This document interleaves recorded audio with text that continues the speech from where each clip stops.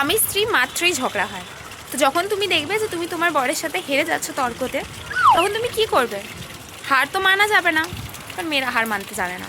তখন কি করবে? তুমি 3টে স্টেপ ফলো করবে।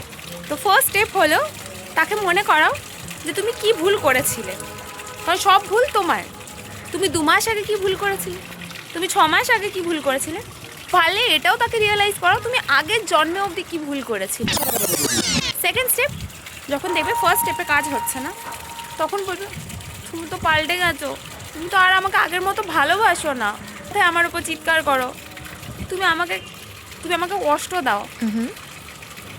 এরপরেও যদি সে না মানে, তখন কি করবে? থার্ড স্টেপ, তার সামনে বসে কাঁদতে শুরু করো। এমনভাবে কাঁদো যে সে একদম গলতে বাধ্য, কারণ পৃথিবীর কোনো শক্তি নেই যে তোমাকে হারাতে পারে।